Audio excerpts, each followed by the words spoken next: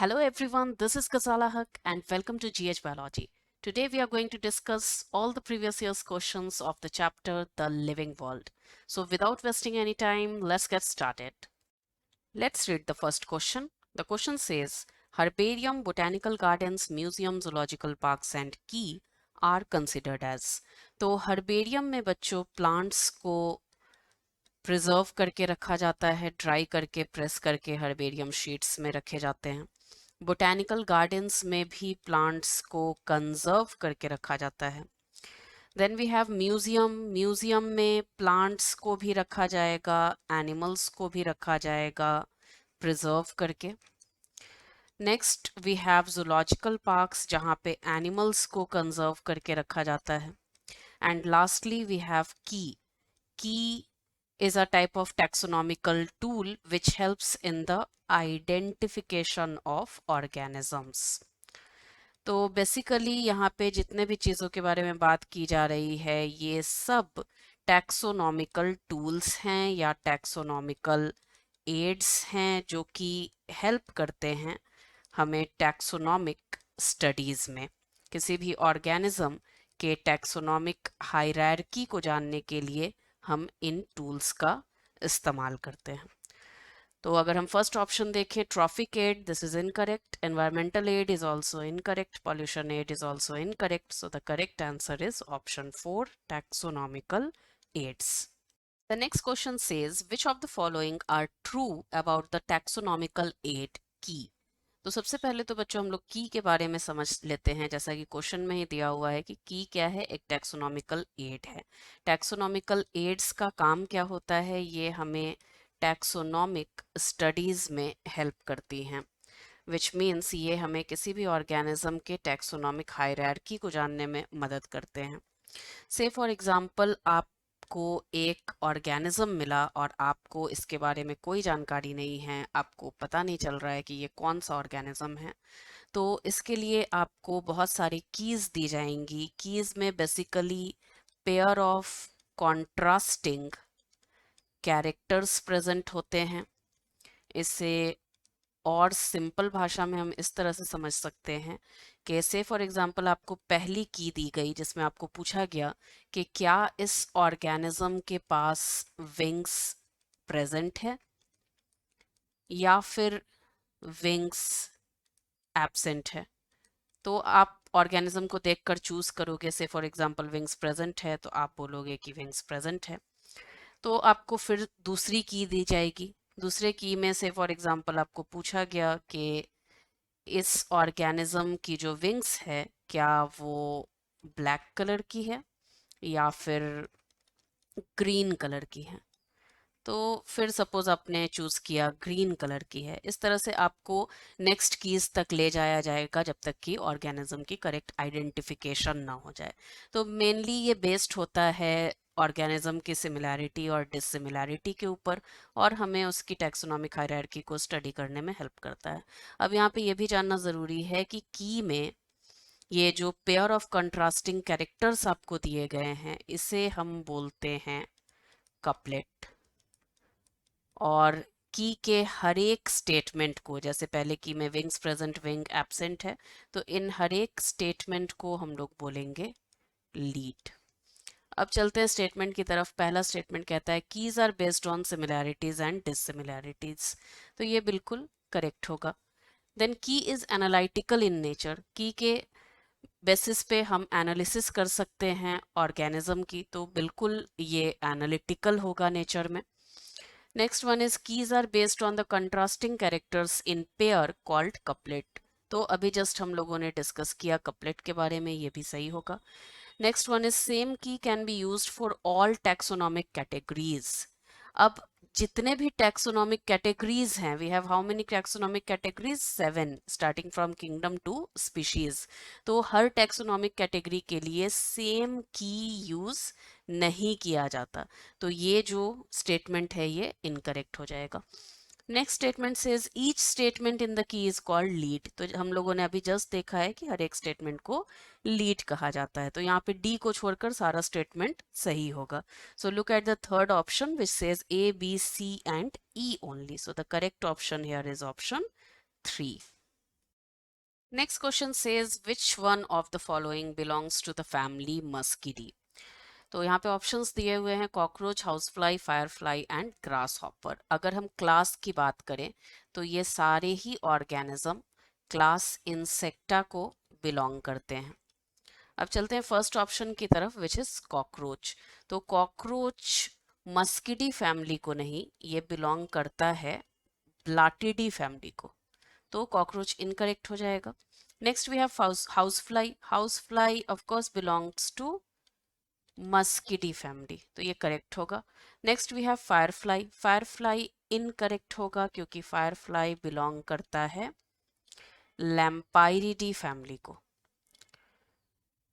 Last we have grasshopper. Grasshopper भी incorrect होगा क्योंकि ये बिलोंग करता है एक्रिडिटी फैमिली को। So the correct option here is option 2, housefly. Next question is select the correctly written complete scientific name of mango which was first described by Carolus Linnaeus. तो अगर scientific name के बारे में बात करें तो mango का साइंटिफिक नेम होता है मैंजीफेरा इंडिका। तो यहाँ पे मैंजीफेरा इंडिका में मैंजीफेरा जो है ये जीनस है और इंडिका इज द स्पीशीज।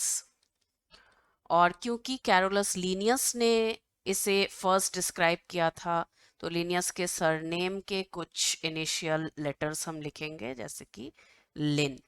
तो करेक्ट साइंटिफिक नेम होगा मैंजीफेरा इंडिका लिन।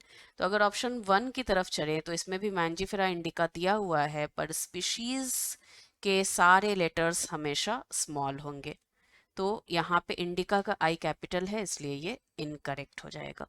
नेक्स्ट ऑप्शन है मैंजीफेरा इंडिका कार्ल लिन। तो कभी भी हम पूरा नाम नहीं लिखते हैं डिस्कवरर का, सिर्फ लिन लिखते हैं, तो ये भी इनकरेक्ट हो जाएगा। Next option says Mangifera indica लिन, जैसा कि हम लोगों ने यहाँ पे देखा, तो ये वाला आपका करेक्ट ऑप्शन होगा। And the last one is Mangifera indica. तो क्योंकि यहाँ पे डिस्कवरर का नाम भी लिखना है आपको, इसलिए मैंजीफेरा लिन इंडिका लिन जो है वो ज्यादा अप्रोप्रिएट होगा। This one is inappropriate. So the correct option here is option 3। The next question is which of the following is against the rules of ICBN? तो बच्चों ICBN helps in naming the plants। तो plants के नामकरण में nomenclature में help करता है। यहाँ पे हर एक प्लांट्स को साइंटिफिक नेम दिया जाता है। से फॉर एग्जांपल मैंगो जिसका साइंटिफिक नेम है मैंजीफेरा इंडिका। तो कुछ रूल्स होंगे साइंटिफिक नेम लिखने के। सबसे पहले तो ये नाम लैटिन लैंग्वेज में होगा। अगर कंप्यूटर पे हम लिखते हैं तो they must be written in italics. हाथ से लिखते हैं तो इसे अंडरलाइन किया जाएगा। पहला नाम का वर्ड जो है वो जीनस कहलाता है और दूसरा वर्ड जो है वो स्पीशीज कहलाता है।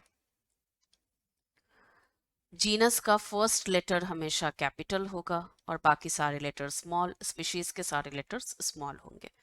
तो अब चलते हैं ऑप्शंस की तरफ। फर्स्ट ऑप्शन है hand written scientific names should be underlined, तो ये करेक्ट होगा।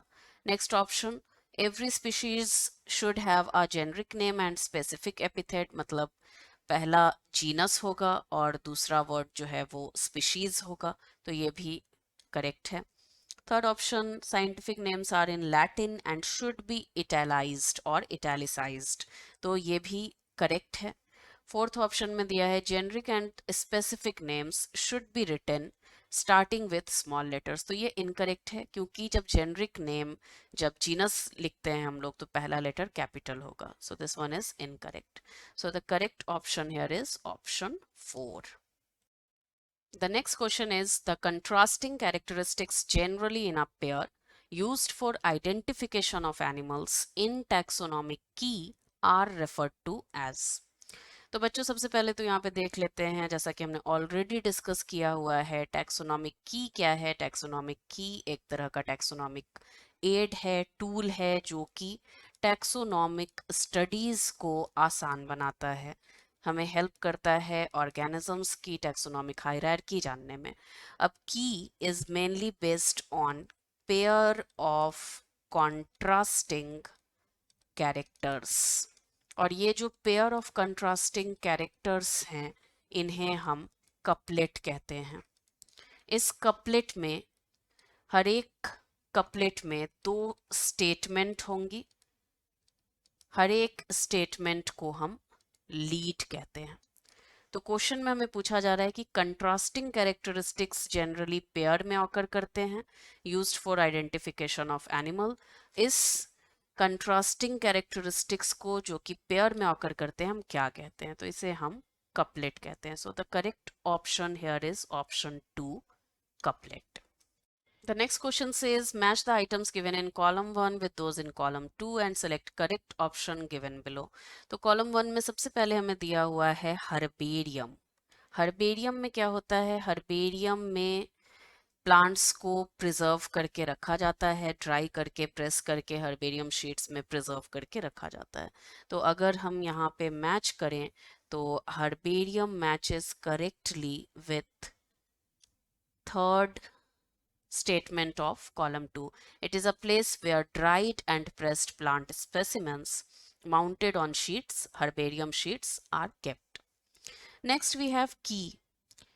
Key में pair of contrasting characters होते हैं जिसे हम couplet कहते हैं, और की के हर एक स्टेटमेंट को लीड कहा जाता है। ये हमें टेक्सोनोमिक स्टडीज में हेल्प करता है। तो अगर हम यहाँ पे ऑप्शंस देखें तो ऑप्शन में कॉलम 2 में 4th स्टेटमेंट जो है वो करेक्टली मैच करता है, जिसमें कहा गया booklet containing list of characters and their alternates which are helpful in identification of various taxa.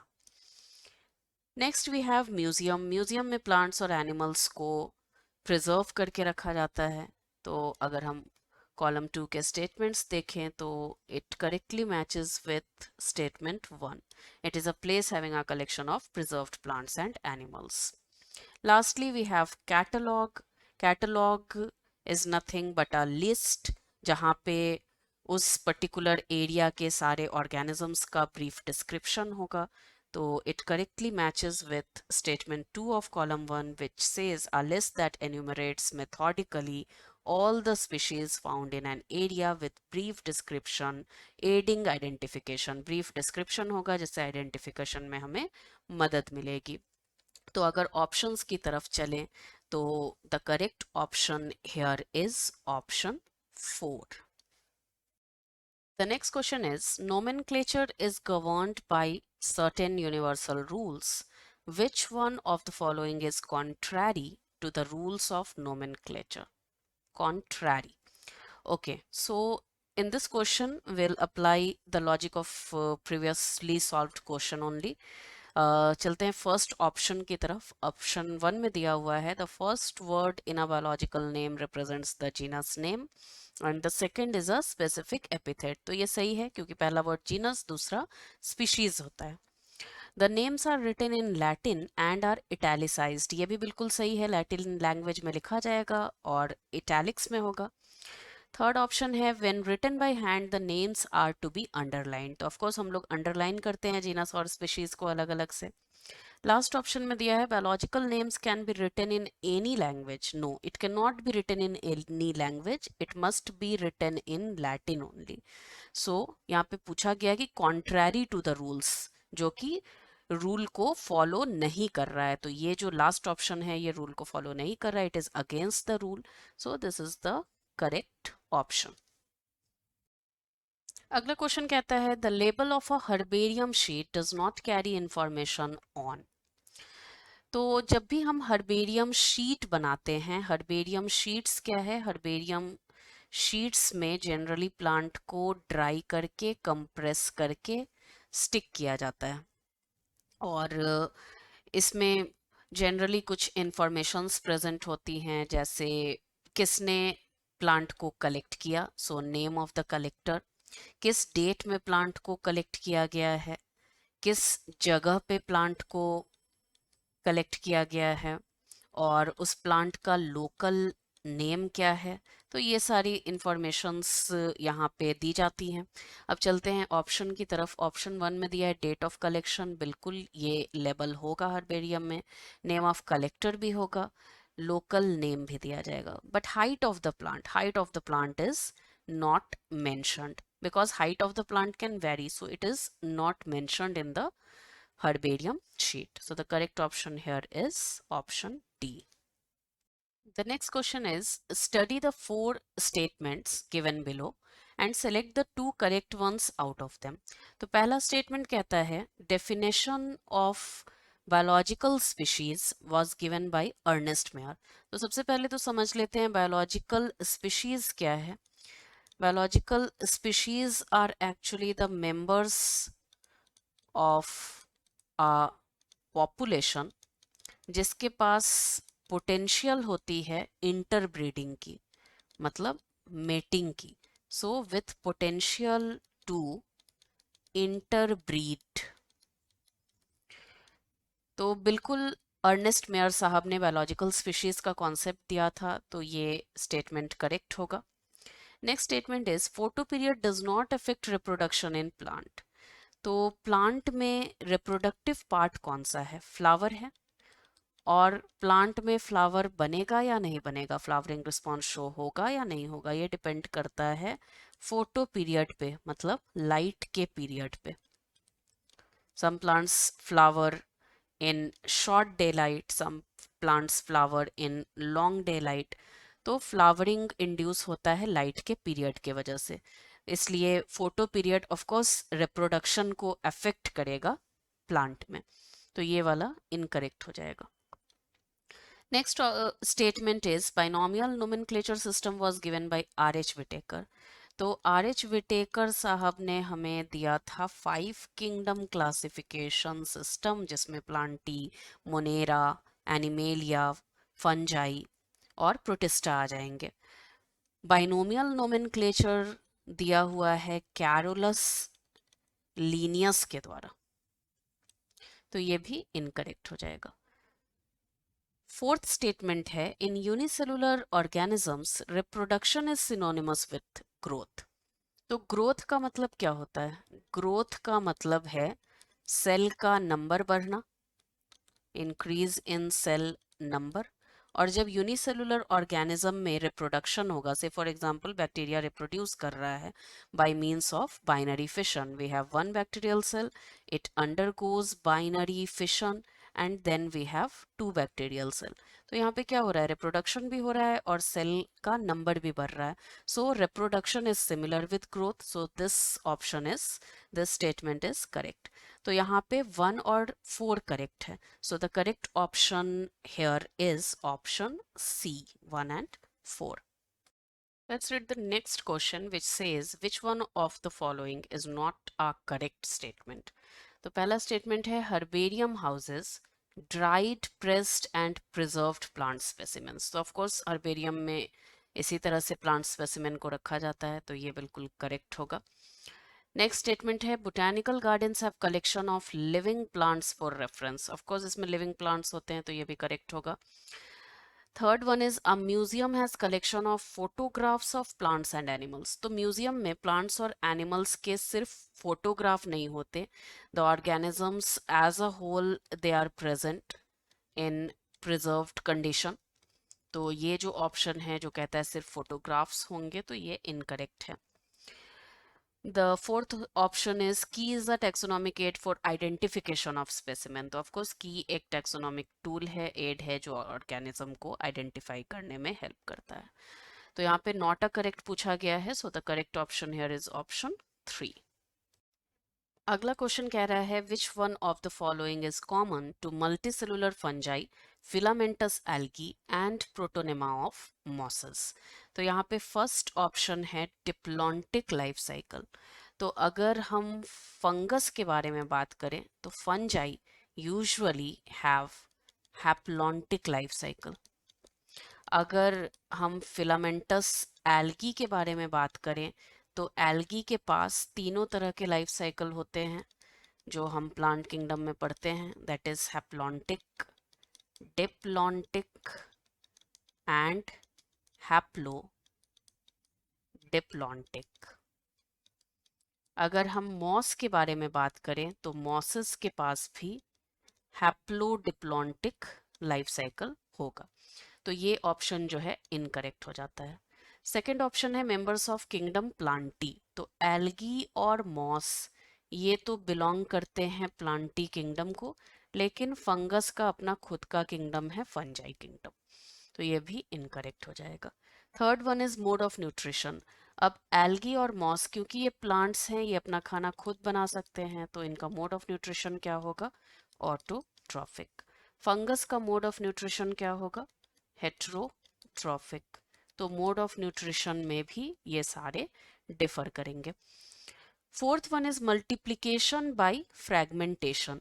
तो मल्टीप्लिकेशन बाय फ्रैगमेंटेशन, ये जितने भी ऑर्गेनिज्म हैं, fungi, filamentous algae, protonema of moss, ये सारे मल्टीप्लाई कर सकते हैं फ्रैगमेंटेशन के थ्रू। मतलब इनके बॉडी फ्रैगमेंट में टूटेंगे और हर एक फ्रैगमेंट से न्यू इंडिविजुअल तैयार होगा। सो this is the most appropriate option. Correct option here is option 4. The next question is, which one of the following animals is correctly matched with its particular named taxonomic category? सबसे पहले दिया हुआ है हमें cuttle fish. तो cuttle fish में दिया है कि ये क्लास मोलस्का को बिलोंग करता है। Absolutely not. Cuttlefish actually belongs to class cephalopod. Second one is human, जो कि प्राइमेटा फैमिली को बिलोंग करता है।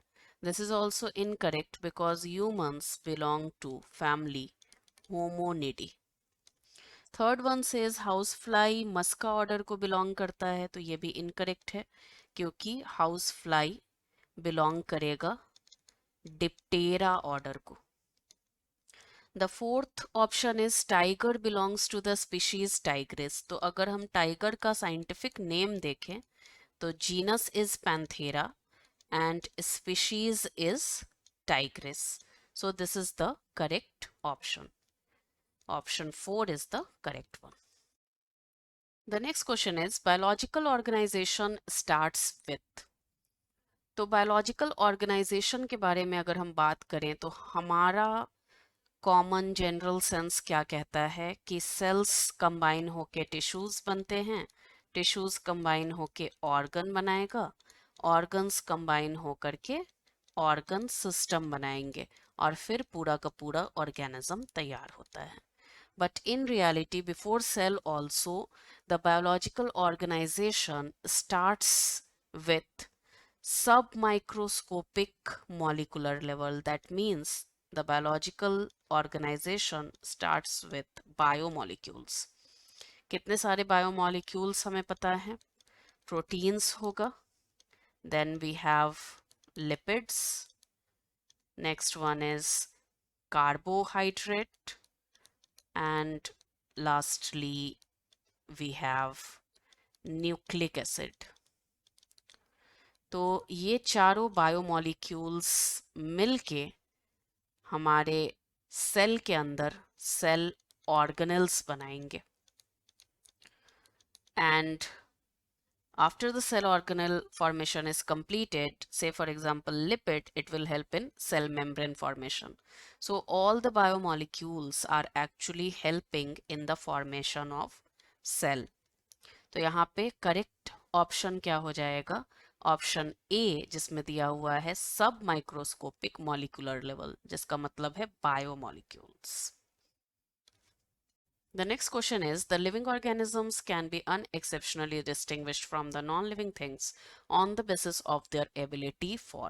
तो यहाँ पे बेसिकली हमें पूछा जा रहा है कि लिविंग को नॉन लिविंग से अलग करने वाला कौन सा खास फीचर है जो लिविंग में ही प्रेजेंट होगा, नॉन लिविंग में नहीं होगा. तो अगर हम यहाँ पे ऑप्शन ए देखें, रिस्पॉन्सिवनेस टू टच, तो रिस्पॉन्ड कर पाना ये लिविंग ऑर्गेनिज्म का फीचर है. लेकिन अगर कोई इंसान कोमा में है तो ही इज और she is non responsive. He can not और she can not respond to the stimulus. तो ये ऑप्शन जो है इनकरेक्ट हो जाएगा। Next one is interaction with environment and progressive evolution. Environment के साथ इंटरैक्ट तो नॉन लिविंग थिंग भी करेंगे, लेकिन एवोल्यूशन जो है ये सिर्फ लिविंग ऑर्गेनिज्म का होता है, तो ये करेक्ट होगा। Third one is reproduction. अब ज़रूरी नहीं है कि जितने भी लिविंग ऑर्गेनिजम्स हैं वो रिप्रोड्यूस करे ही करे। क्यों? क्योंकि there are cases of infertility, there are infertile couples who can not reproduce, तो ये भी इनकरेक्ट हो जाएगा।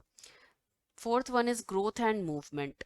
अब अगर हम ग्रोथ के बारे में बात करें तो ग्रोथ दो तरह का होता है, इंट्रिंसिक और एक्सट्रिंसिक। इंट्रिंसिक मतलब अंदर से ग्रोथ हो रहा है, एक्सट्रिंसिक मतलब बाहर से ग्रोथ हो रहा है। तो बाहर से ग्रोथ तो एक माउंटेन का भी होगा, जब माउंटेन का साइज बढ़ रहा है उस पर डिपोजिशंस आ रहे हैं, तो ग्रोथ तो माउंटेन भी शो कर सकता है जो कि नॉन लिविंग है।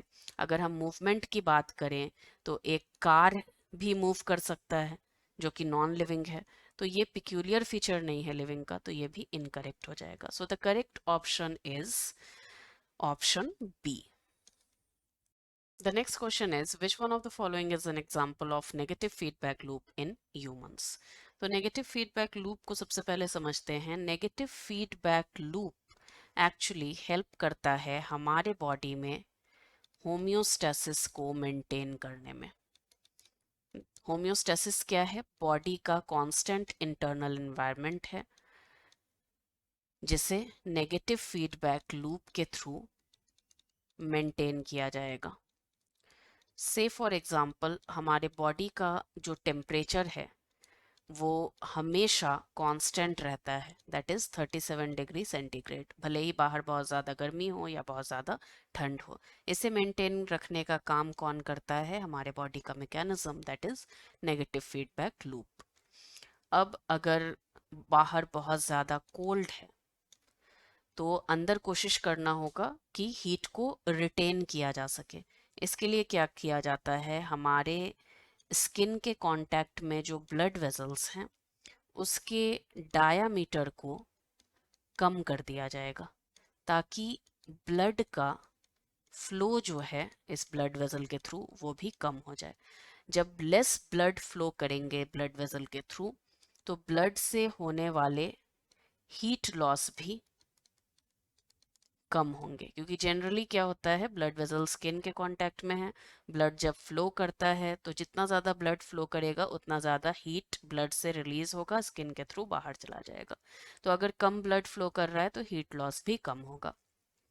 और जब वेदर हॉट होता है तो इसका रिवर्स हो जाएगा, डायमीटर जो है ज़्यादा हो जाएगा, ब्लड फ्लो जो है वो भी ज़्यादा हो जाएगा, जिसके वजह से हीट लॉस जो है वो भी ज़्यादा होगा ताकि अंदर में ठंडक बनाकर रखा जा सके। और एक चीज़ है जो कि हमारे स्केलेटल मसल में देखा जाता है, जब भी बाहर ठंड होती है, कोल्ड कंडीशन में हमारे स्केलेटल मसल्स जो हैं वो कॉन्ट्रैक्ट कर जाते हैं ताकि बॉडी के अंदर ज़्यादा से ज़्यादा हीट प्रोड्यूस हो पाए। तो अब चलते हैं ऑप्शन की तरफ। ऑप्शन ए में दिया हुआ है constriction of skin blood vessels and contraction of skeletal muscles when it is too cold. तो हम लोगों ने देखा स्केलेटल मसल कॉन्ट्रैक्ट करेगा और जो ब्लड वेसल है स्किन के कांटेक्ट में उसका डायमीटर जो है कम हो जाएगा, मतलब ब्लड वेसल्स जो हैं कॉन्स्ट्रिक्ट करेंगे, तो ये बिल्कुल करेक्ट है। Next option is secretion of tears after falling of sand particles into the eye. तो ये हमारे बॉडी का मैकेनिज्म है जो हमें डिफेंस प्रोवाइड करता है।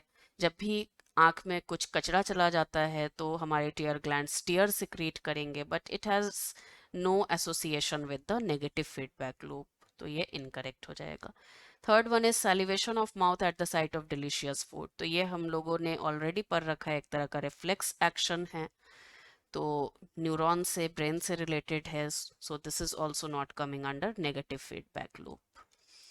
Fourth one is secretion of sweat gland and constriction of skin blood vessel when it is too hot. अब जब बहुत ज़्यादा गर्मी होती है तो स्वेट ग्लैंड से स्वेट तो सिक्रीट होगा, पर्सपिरेशन होता है ताकि बॉडी को कूलिंग इफेक्ट प्रोड्यूस हो, लेकिन स्किन ब्लड वेजल्स कॉन्स्ट्रिक्ट नहीं करेंगे। बहुत ज़्यादा गर्मी होने पर क्या होता है, स्किन के जो ब्लड वेजल्स हैं वो डायलेट कर जाएंगे, उसका डायमीटर जो है बढ़ जाता है। तो ये जो है इनकरेक्ट हो जाएगा, क्योंकि यहाँ कॉन्स्ट्रिक्शन के जगह क्या हो जाएगा, dilation. So the correct option here is option A. The next question says carbohydrates, the most abundant biomolecules on earth, are produced by. अब कार्बोहाइड्रेट प्रोड्यूस करने का तरीका क्या है? कार्बोहाइड्रेट प्रोड्यूस करने के लिए फोटोसिंथेसिस होना ज़रूरी है। वो ऑर्गेनिज्म जो फोटोसिंथेसिस कर पाते हैं, जो ऑटोट्रॉफिक होते हैं, वो खाना बनाएंगे, कार्बोहाइड्रेट बनाएंगे। अब अगर हम फर्स्ट ऑप्शन की तरफ देखें तो यहाँ दिया है all bacteria, fungi and algae. तो फंगस जो है वो अपना खाना नहीं बना सकते, कार्बोहाइड्रेट नहीं बना सकते। क्यों? क्योंकि फंगस जो है वो हेट्रोट्रॉफिक होते हैं। ऑल बैक्टीरिया के नॉट सिंथेसाइज कार्बोहाइड्रेट। जो हेट्रोट्रॉफिक बैक्टीरिया हैं वो कार्बोहाइड्रेट सिंथेसाइज नहीं कर पाएंगे, तो ये भी इनकरेक्ट हो जाएगा। एल्गी सिंथेसाइज कर पाता है। तो इसमें से दो जो है सिंथेसाइज नहीं कर पाएंगे, एक कर पाएगा, तो ये ऑप्शन जो है इनकरेक्ट हो जाएगा। सेकंड ऑप्शन में है fungi, algae and green plant cell. तो एल्गी खाना बना पाएगा, ग्रीन प्लांट सेल खाना बना पाएंगे, पर फंगस खाना नहीं बना पाता, कार्बोहाइड्रेट नहीं बना पाता, तो ये भी इनकरेक्ट हो जाएगा। ऑप्शन सी में है सम बैक्टीरिया, मतलब जो ऑटोट्रॉफिक बैक्टीरिया होंगे, some bacteria, algae and green plant cell can synthesise carbohydrate, तो ये करेक्ट होगा। फोर्थ ऑप्शन है वायरस, फंजाई एंड बैक्टीरिया। तो ये इनकरेक्ट है, क्योंकि वायरस खाना नहीं बना सकते, कार्बोहाइड्रेट नहीं बना सकते, फंगस भी नहीं बना पाएगा, और बैक्टीरिया में भी जो ऑटोट्रॉफिक बैक्टीरिया है बस वो ही कार्बोहाइड्रेट बनाएंगे, तो ये ऑप्शन भी इनकरेक्ट हो जाएगा। So the correct option here is option C. The next question says more than 70% of world's fresh water is contained in. तो यहाँ पे हमें कुछ डेटा समझना होगा कि से फॉर एग्जाम्पल हम शुरुआत से शुरुआत करते हैं। 100% पानी है। इस 100% पानी में से, दुनिया में जो 100% पानी है उसमें से 97.5% पानी कहाँ पे पाया जाता है? ओशन में। और ये किस तरह का पानी होगा? ये होगा मरीन वाटर, सॉल्टी वाटर। बाकी 2.5% वाटर जो है वो लैंड में पाया जाता है। अब इसमें भी कुछ सब डिविजन्स हैं। 2.5% में से 0.5% जो है लैंड में प्रेजेंट होता है in the form of ground water, और रेस्ट 2% वाटर फ्रोजन फॉर्म में पाया जाता है in the polar regions in the form of polar ice. तो चलते हैं ऑप्शन की तरफ। फर्स्ट ऑप्शन एंटार्क्टिका इनकरेक्ट होगा, सेकेंड ग्रीनलैंड इनकरेक्ट होगा, थर्ड ग्लेशियर्स एंड माउंटेन्स भी इनकरेक्ट होगा, last one is polar ice which is the correct option. The next question says there is no life on moon due to the absence of. अब हम पहले तो देख लेते हैं कि मून पर क्या क्या नहीं होता है। What all are absent in moon? तो मून पर ऑक्सीजन नहीं होगा, और मून पर पानी की कमी होती है, H2O, वाटर नहीं होता है। और रिसर्च से प्रूव हुआ है कि मून पर लाइट भी प्रेजेंट है, और मून पर टेम्परेचर भी प्रेजेंट है।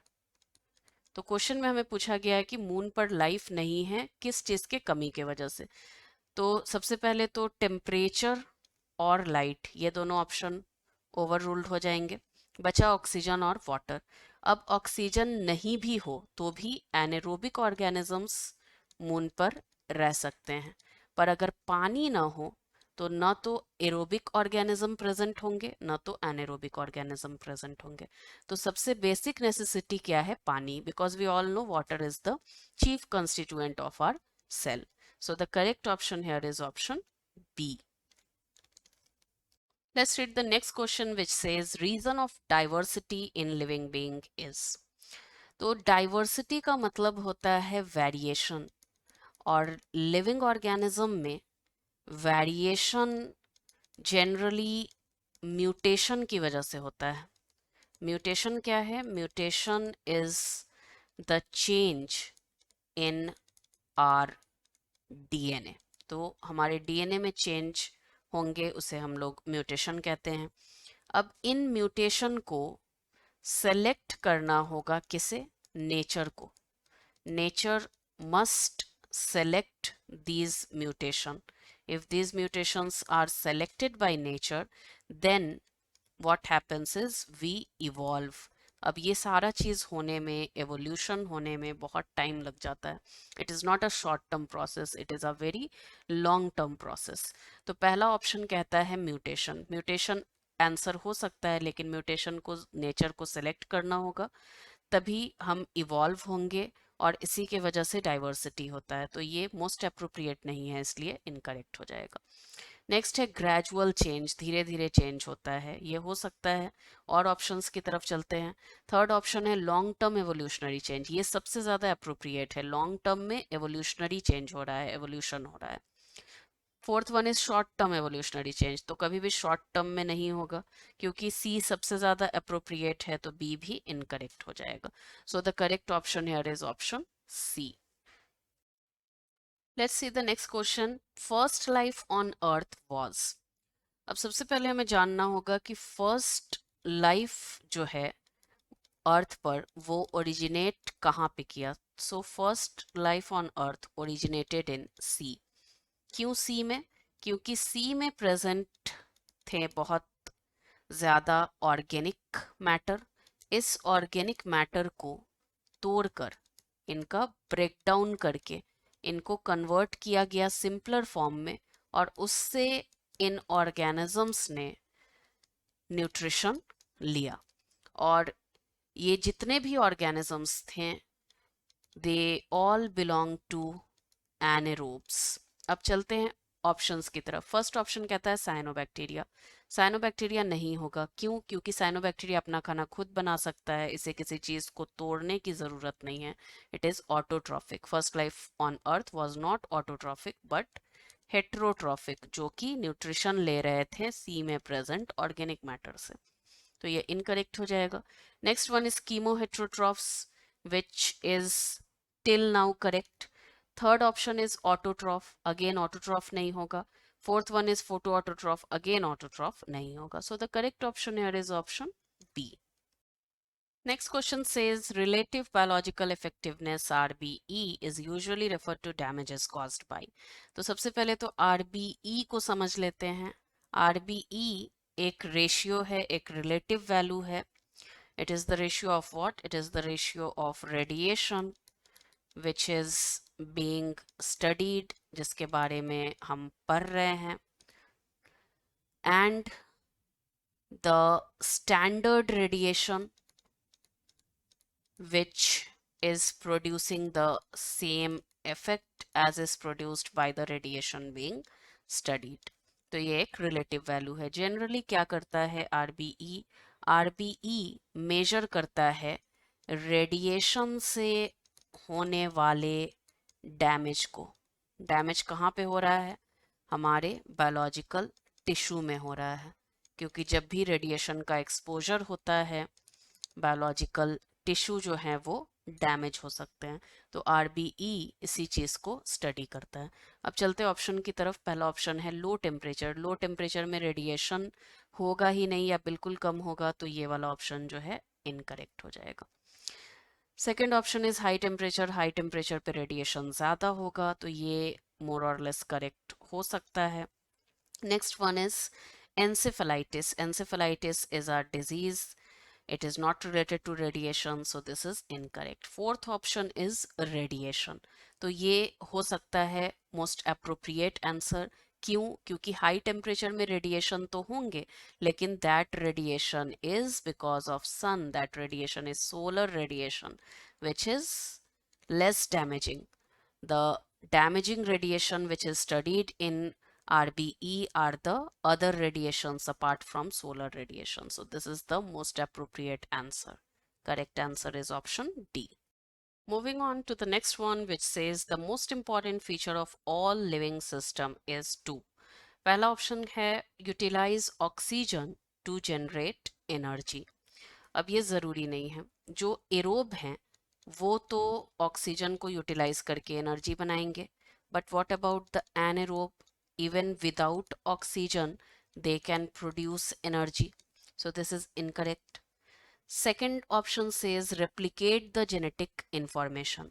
So ये बिल्कुल करेक्ट होगा क्योंकि जितने भी लिविंग ऑर्गेनिज्म हैं उनको अपने जेनेटिक इंफॉर्मेशन को, जेनेटिक मटेरियल को रेप्लिकेट करना ही पड़ता है.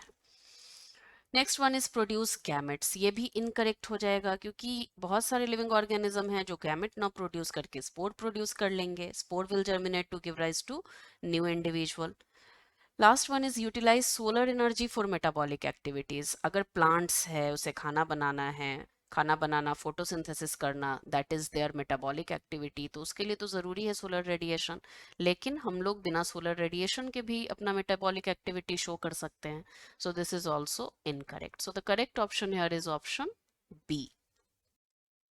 The next question says pedology is the science of. तो समझते हैं हम लोग पीडोलॉजी के बारे में. पीडोलॉजी बेसिकली डील करता है सॉइल के साथ, the process by which soil is formed, or with study of the properties of soil. So it is related to soil. So if you look at the option, first one earth incorrect, second one soil is correct, third disease incorrect, fourth pollution is also incorrect. So the correct option here is option B, soil. Okay, the last question is employment of hereditary principles in the improvement of human race is. तो सबसे पहला option दिया हुआ है यूथेनिक्स. तो सबसे पहले हम लोग यूथेनिक्स के बारे में समझते हैं. यूथेनिक्स में क्या किया जाता है? Euthenics actually deals with improving the human race. इसमें ह्यूमन रेस को इम्प्रूव करने की कोशिश की जाती है. कैसे इम्प्रूव कर पाएंगे हम लोग? By improving the environment in which they are residing. जैसे प्रॉपर न्यूट्रिशन दे दिया जाए, प्रॉपर एजुकेशन दे दिया जाए, पॉल्यूशन फ्री एनवायरनमेंट दे दिया जाए. तो इसमें हेरेडिटरी प्रिंसिपल का कोई रोल नहीं है ह्यूमन रेस को इम्प्रूव करने में, तो ये इनकरेक्ट हो जाएगा. Next in B we have eugenics. तो यूजेनिक्स में भी कोशिश की जाती है एक इम्प्रूव्ड ह्यूमन रेस बनाने की, एक इम्प्रूव्ड, एक हेल्दी ह्यूमन रेस बनाने की. तो इसके लिए क्या करना होगा? हमें जीन्स में चेंज करना होगा, जीन्स को इम्प्रूव करना होगा. तो जो पेरेंट्स होंगे, the parents of the offspring must have the desirable traits which we want to introduce into the offspring. तो कहने का ये मतलब है कि पेरेंट में से किसी एक में भी अगर डिज़ायरेबल ट्रेट नहीं है तो फिर उनको मेटिंग नहीं करना चाहिए. अगर वो मेटिंग करेंगे, जो ऑफस्प्रिंग प्रोड्यूस होगा वो इम्प्रूव्ड ह्यूमन नहीं होगा, उसमें भी बहुत सारी कमियां रह जाएंगी because of the bad genes which are inherited from one parent. तो यहाँ पे वो ही पेरेंट्स या वो ही कपल कंसीव करते हैं जिनमें इम्प्रूव्ड वैरायटी ऑफ जीन्स होते हैं, ताकि बच्चे में भी वही जीन्स जा पाए. तो this is solely dependent upon the hereditary principle. तो ये करेक्ट होगा. Next we have is eugenics. So eugenics में क्या किया जाता है? यहाँ पे फिनोटाइप को इम्प्रूव करने की कोशिश की जाती है.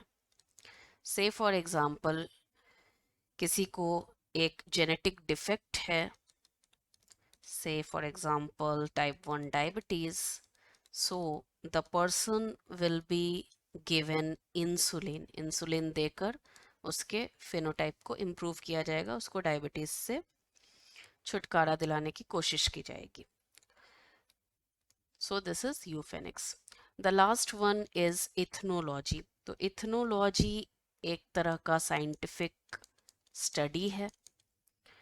The scientific study and comparison of human race. तो इसमें हम human race को compare करते हैं, उनके बारे में study करते हैं. तो euphenics भी incorrect हो जाएगा, ethnology भी incorrect हो जाएगा. So the correct option here is option B. So with this, we have successfully completed all the questions of the chapter, The Living World. If you like this video, kindly like, subscribe, and share with your friends. And if you have any question in your mind, you can ping me in the comment box. See you in the next video. Thank you so much.